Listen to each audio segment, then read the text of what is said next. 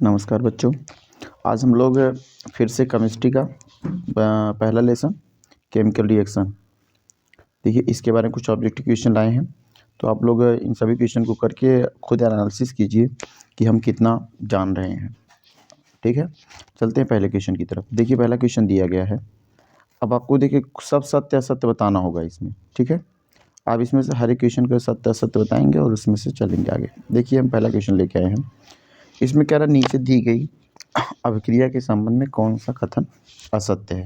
पहली बात तो गलत खोजना है। तो देखिए यहाँ पे PbO कहा जाए, PbO लेड ऑक्साइड को जब कार्बन से हम अभिक्रिया करवाते हैं तो देखिए क्या है, Pb अलग हो जा रहा है, कार्बन डाइऑक्साइड बन रहा है। तो एक बात ध्यान से देखिए कि यहाँ पे ऑक्सीजन था, पहले ऑक्सीजन था, ऑक्सीजन यहाँ से क्या हुआ, अलग हो गया।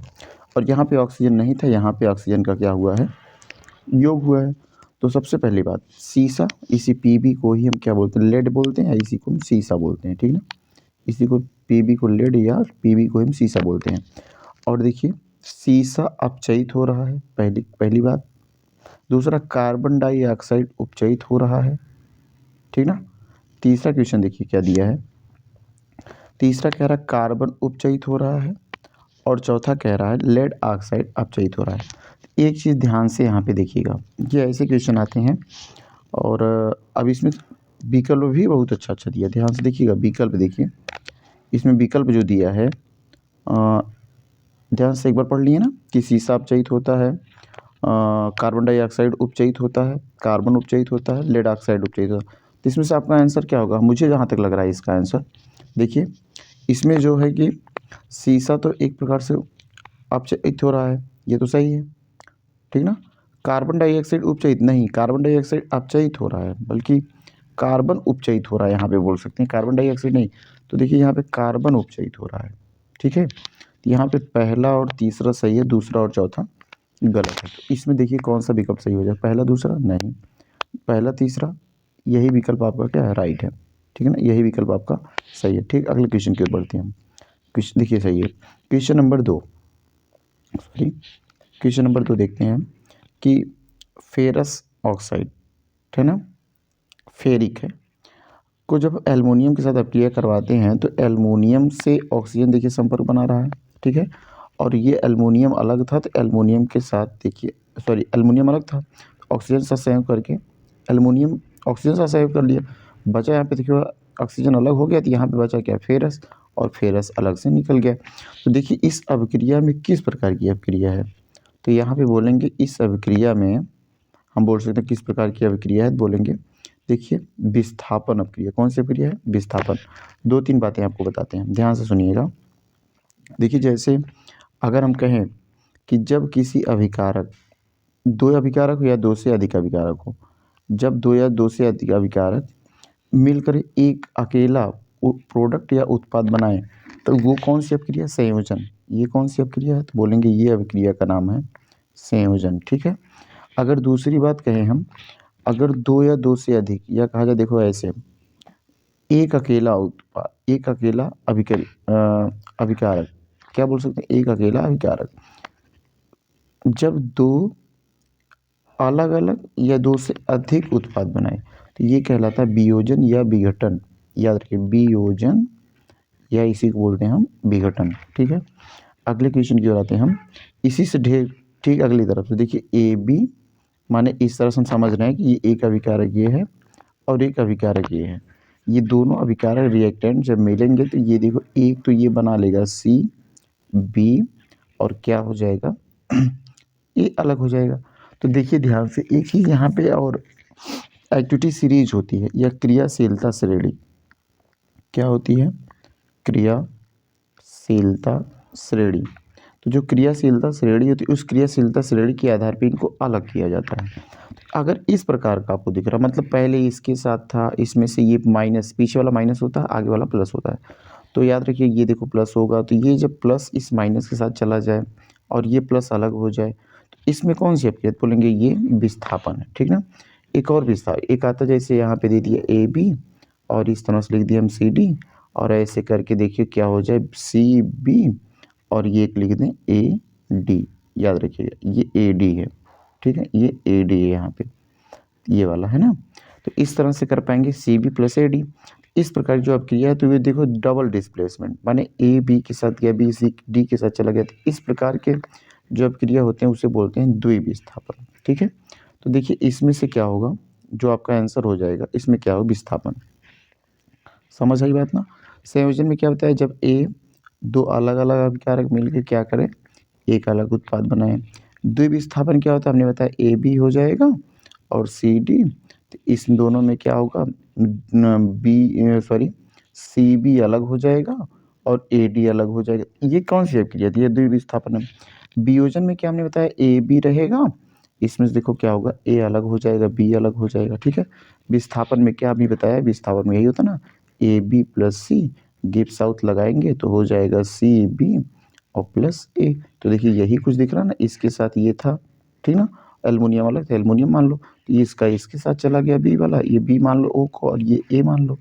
इस तरह देखो हो जाए कौन सी क्रिया है, बोलोगे विस्थापन क्रिया। क्लियर है, सबको समझ में आया होगा। तीसरा क्वेश्चन देखिए, तीसरा क्वेश्चन क्या दिया है, पढ़िए। लौह चूर्ण को, लौह चूर्ण का मतलब Fe, लौह चूर्ण को जब हम तनु हाइड्रोक्लोरिक अम्ल पर डालते हैं तो वो क्या होता है, सही उत्तर पर, जो भी सही उत्तर है उस पर निशान लगाइए।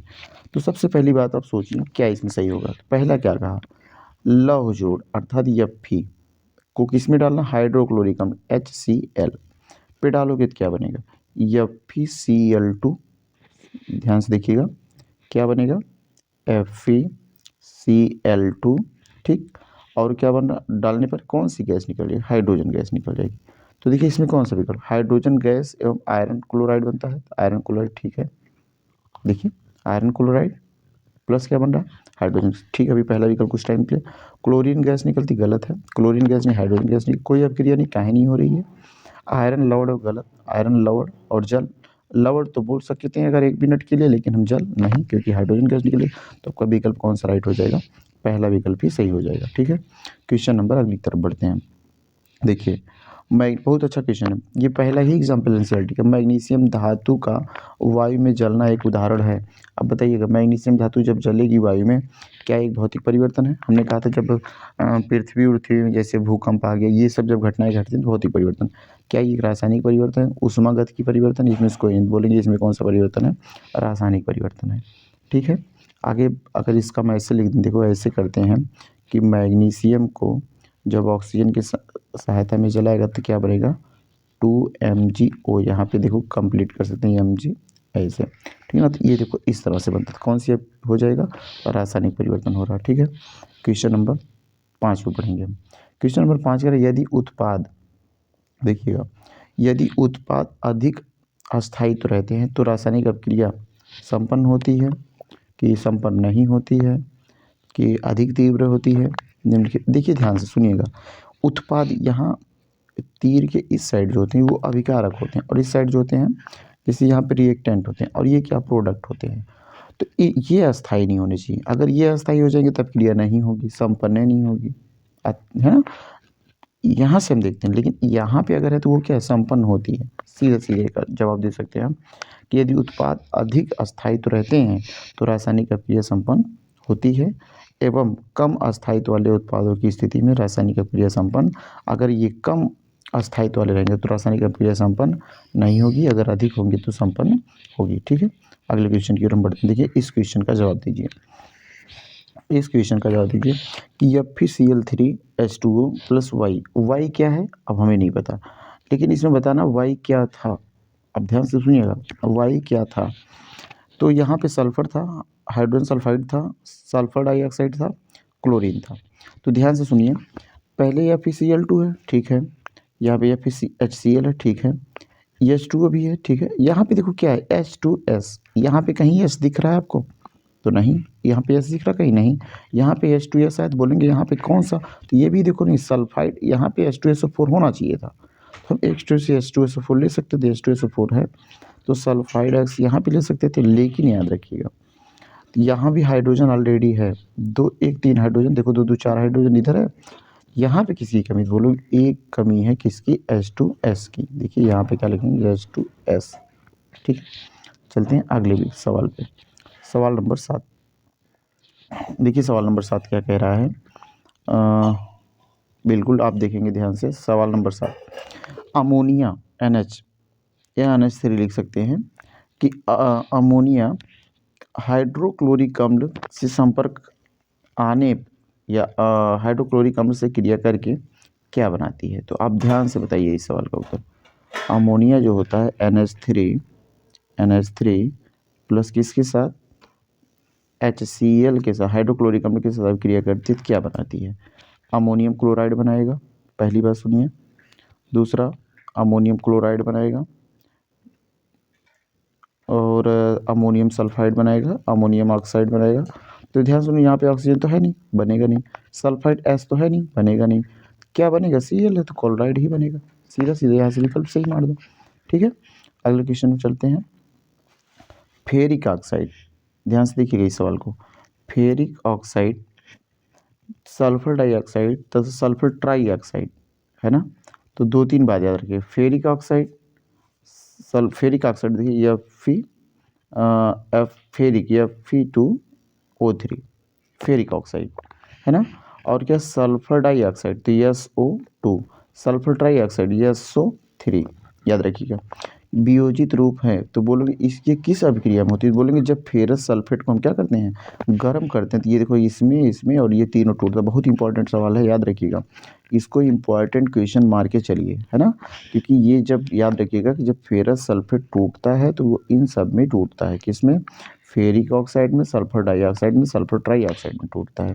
ठीक, अगले क्वेश्चन की ओर हम बढ़ते हैं। देखो यहाँ पे कहा गया है कि जब फेरस को गर्म करते हैं, जब फेरस सल्फेट को हम क्रिस्टल को गर्म करते हैं तो जल त्याग देता है और क्रिस्टल का रंग बदल जाता है। ठीक है, और गर्म करने पर फेरिक ऑक्साइड, सल्फर डाइऑक्साइड और सल्फर ट्राईऑक्साइड में वियोजित हो जाता है। ठीक है, अगले क्वेश्चन की ओर हम बढ़ते हैं। क्वेश्चन नंबर 9 हमारा है।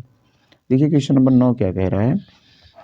रासायनिक अपक्रिया का वह प्रकार, माने वह प्रकार आपसे पूछ रहा है जिसमें अभिकारक यौगिकों के आयन एवं मूलक परस्पर विनिमय कर नए उत्पाद बनाते हैं।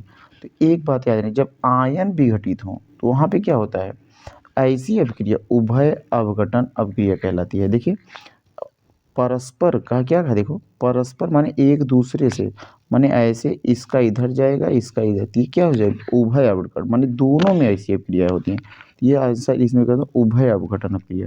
ठीक है ना, वे अभिक्रियाएं जिनमें अभिकारक यौगिकों के आयनों अथवा, यहाँ देखो अभी इसका विकल्प दिया हो गया नीचे, यहाँ देखो इसको पढ़ सकते हैं कि वे अभिक्रिया जिसमें अभिकारक यौगिकों के आयनों तथा मूलकों के परस्पर विनिमय द्वारा नए उत्पाद बनाए जाते हैं, ये उभय अभिक्रिया कहलाती है। ये भी एक इम्पॉर्टेंट पॉइंट है, अगर आपको नहीं पता तो लिख लीजिएगा। ठीक है ना, यहाँ पे कौन सा सही हो जाएगा, उभय अवघटन।